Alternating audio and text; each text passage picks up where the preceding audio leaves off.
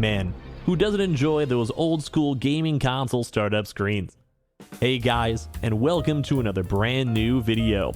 In this video, we'll be exploring the dramatic history of the start of the PlayStation 1 console, which funny enough was accidentally made a viral success and partially also made by Nintendo by accident.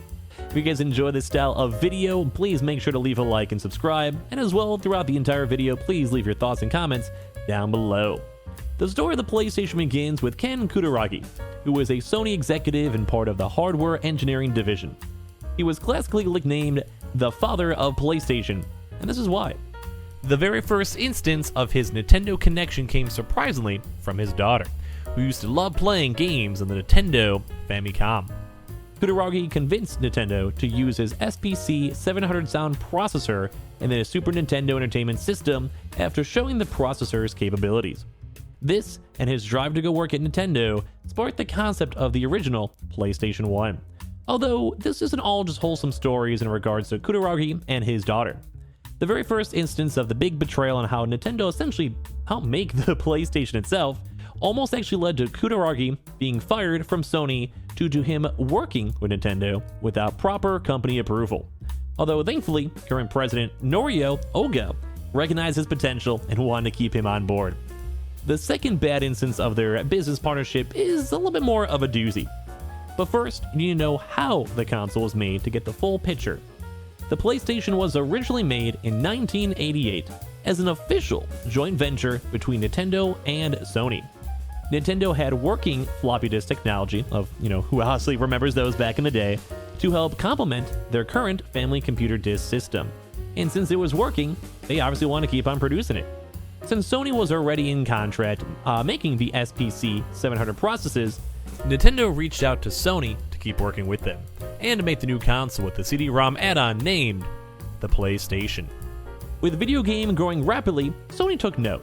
Since Sony has worked with other companies as well, such as the MSX home computer system, Sony wanted to use its experience to produce its own video game hardware. And this is where things started getting a little bit sour, especially with Nintendo and Sony with their business connection. Since Sony wanted to dive into the video game industry, they were able to go and start working on a Super Nintendo, also nicknamed as PlayStation.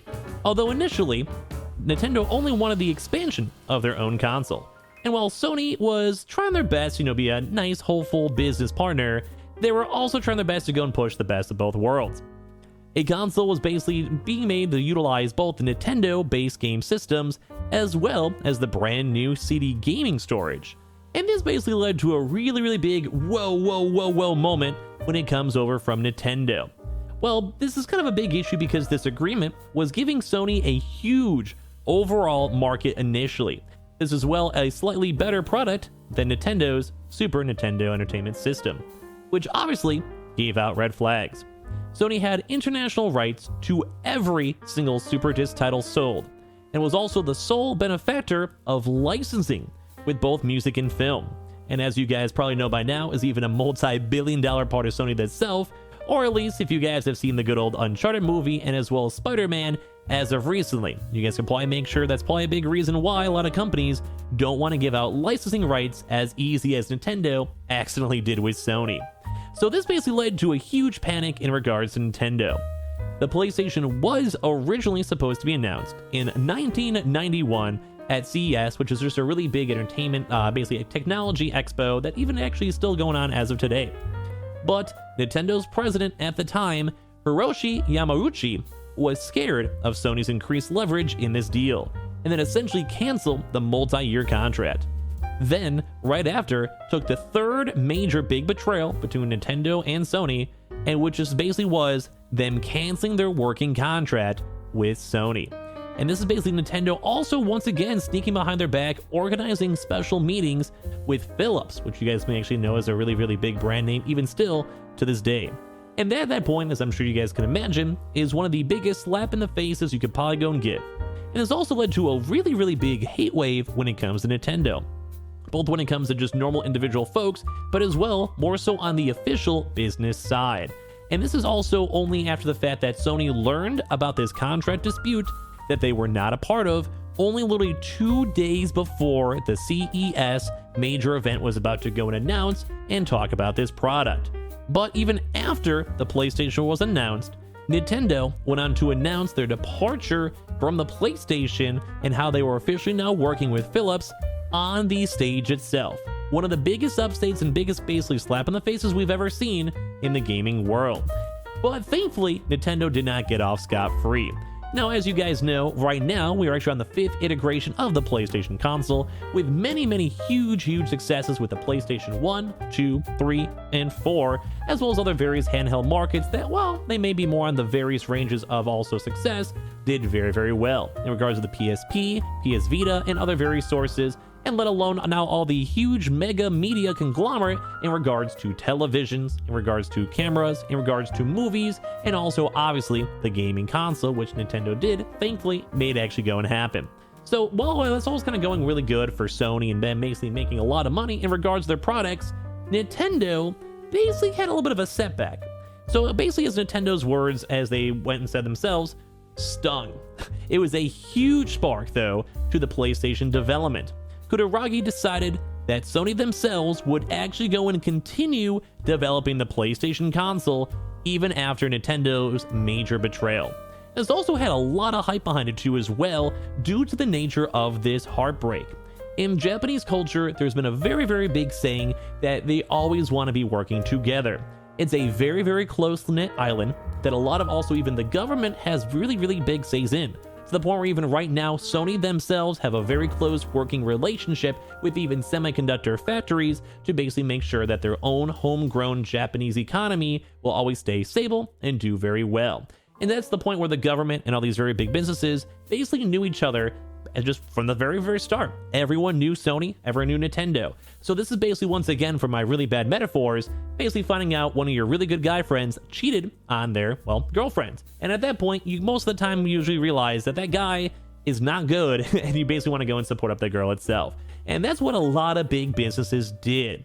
So while there was still a little bit of talks going on too when it comes to Nintendo and Sony to see what could potentially go and happen with them, after all this heartbreak, after this really big CES event, and all these really just kind of bad, just back and forth business meetings that just weren't going anywhere because they both had too much leverage and too much to lose in terms of the system, it eventually had really bad news. And this actually ended up having Sony officially cutting all ties with Nintendo in regards to the PlayStation 1 console on May 4th, 1992.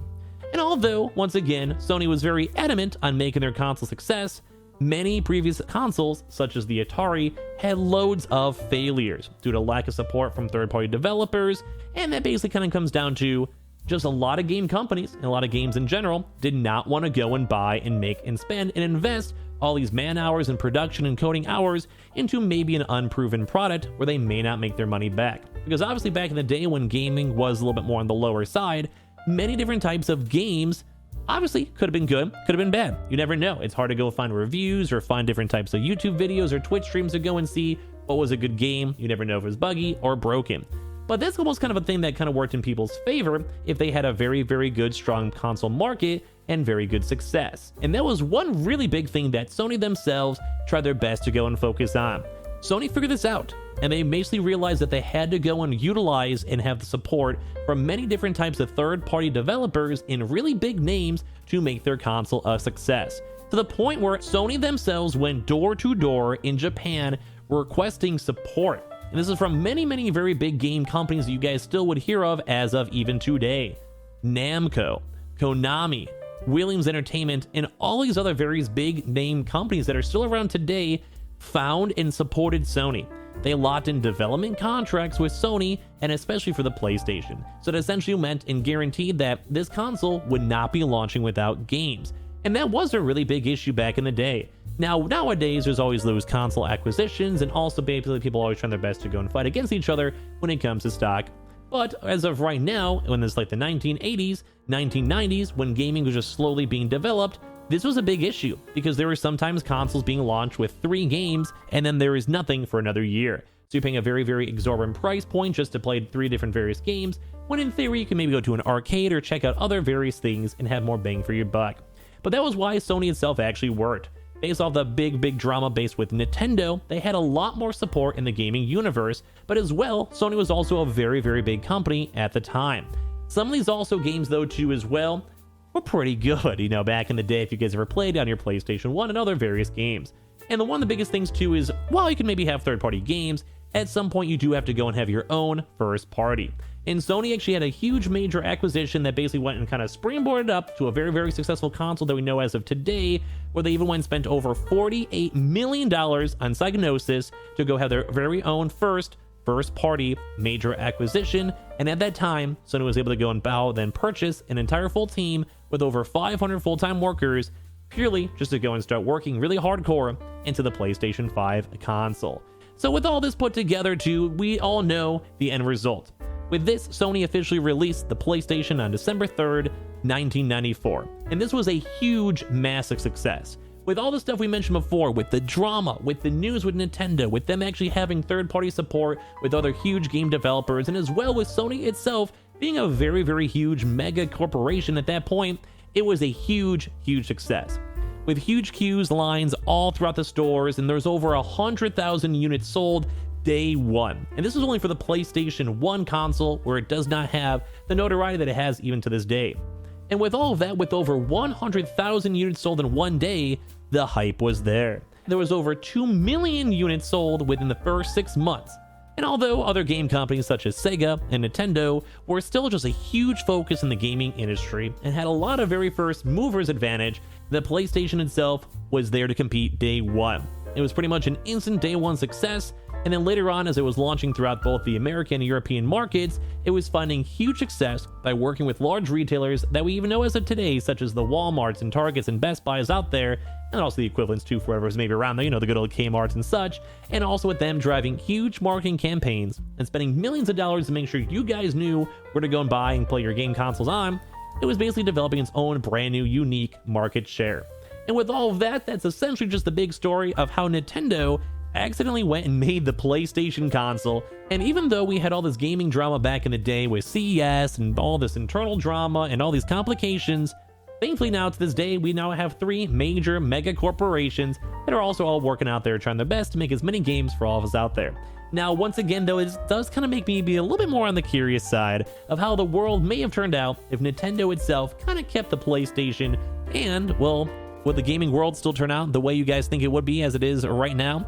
Give me your thoughts and comments down below, and as well, give me all your thoughts and comments on everything that happened throughout this story, and let me know if you guys also enjoyed this format for videos, if you guys have any feedback or comments on it, as this is my very first one I've ever done, or other topics you guys would like to go and be a little bit more of a deep dive into, feel free to leave your comments down below. And as well, if you guys do have your Nintendo consoles, make sure you guys go and say thank you for us now to have our lovely PlayStation 5s. Thank you guys all so much for watching. If you guys made it through all the way, please leave a like and subscribe if you guys enjoyed. And as usual, I hope you guys all enjoy, and I'll see you guys later on throughout today for a bunch more random videos. And I appreciate you all so much for being here.